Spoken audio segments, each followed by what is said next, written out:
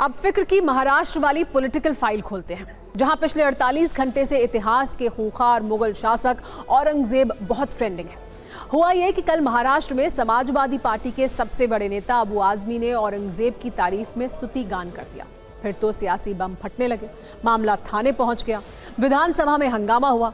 ये सब देखकर अबू आजमी ने बयान को तोड़ मरोड़ कर पेश करने वाला नेताओं का पुराना और फेवरेट राजनीतिक दांव खेला। हालांकि मामला थम जाए ऐसा लग नहीं रहा है। तो सबसे पहले ये समझते हैं कि विवाद शुरू कैसे हुआ। समाजवादी पार्टी के विधायक अबू आजमी ने कल TV9 भारतवर्ष से बातचीत में कहा कि औरंगजेब ने कभी भी शासन का 1 रुपया नहीं लिया। औरंगजेब के शासन में भारतवर्ष की सरहद बर्मा और अफगानिस्तान तक थी।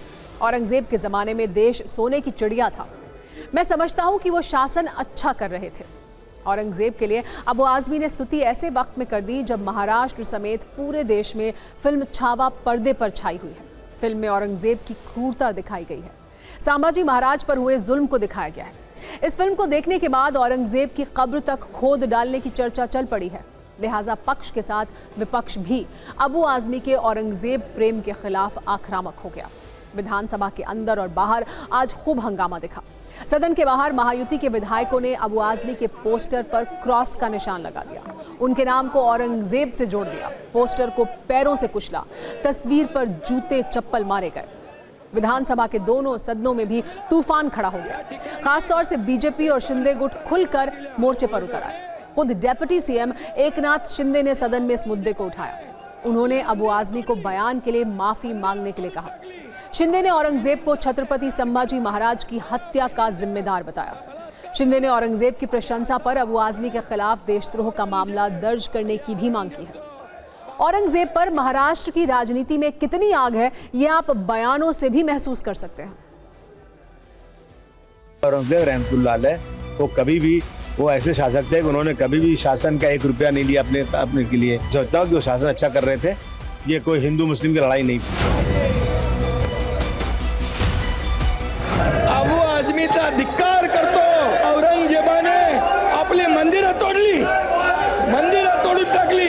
अबू आजमी निलंबित झाला पाहिजे आणि त्याच्यावर देशद्रोहाचा गुन्हा दाखल झाला पाहिजे। अबू आजमी ये भाजपा की बी टीम है। औरंगजेब की जो नाजायज औलाद है कुछ अभी भी महाराष्ट्र में है और उनको लगता है औरंगजेब अच्छा है तो अपने बेटे का या तो खुद का नामकरण कर ले और औरंगजेब रख ले। इसका हम कड़े शब्दों में हम इसकी निंदा करते हैं, क्योंकि ये मेरे महाराष्ट्र की, ये छत्रपति शिवाजी महाराज की इस धरती की ये संस्कृति नहीं है।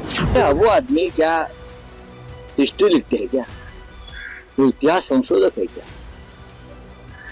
उनको गंभीरता से लेने की जरूरत नहीं। इरेडिकेशन ऑफ सनातन धर्म अर्थात हिंदू धर्म के समूल नाश के अभियान में किसी भी सीमा और किसी भी निम्नता तक जाने को तैयार है। जाणून बुजून कोणाला तरी सांगायचं की तुम बात करो औरंगजेब के बारे में, मग सभागृहात आणायचं, हे नाटकं बंद करा हो, बंद करा ही नाटकं।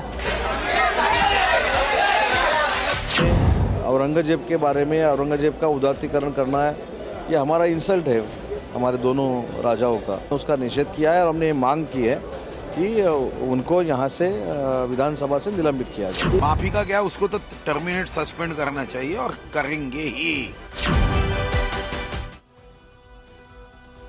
अबू आजमी का औरंगजेब चैप्टर सिर्फ राजनीतिक नहीं है, बल्कि अब उनकी कानूनी मुश्किलें भी बढ़ गई हैं। अबू आजमी के खिलाफ मुंबई के मरीन ड्राइव थाने में 2 मुकदमे दर्ज किए गए हैं। एक तो पहले से दर्ज था और दूसरा जो थाने में दर्ज हुआ उसे भी यहीं ट्रांसफर कर दिया गया। अब दोनों मामलों की जांच मरीन ड्राइव पुलिस ही करेगी। अबू आजमी पर BNS की अलग अलग धाराओं में धार्मिक भावनाओं को ठेस पहुंचाने, धार्मिक मान्यताओं का अपमान करने और मानहानि का आरोप लगा है। ये सब होने के बाद अबू आजमी को शायद ये एहसास हुआ कि औरंगजेब की तारीफ से मामला बिगड़ चुका है, जिसके बाद उन्होंने सफाई पेश की, कहा कि उनके शब्दों को तोड़ मरोड़ कर दिखाया गया। लेकिन फिर भी अगर कोई आहत हुआ है तो वो अपना बयान वापस लेते हैं। इन हिस्टोरियन की लिखी हुई किताब, इनके स्टेटमेंट के ऊपर मैंने जो औरंगजेब की तारीफ किया, मैंने कभी अपने किसी महापुरुष चाहे संभाजी महाराज हो, छत्रपति शिवाजी महाराज हो, उनके बारे में कोई एक लफ्ज़ गलत नहीं बोला है।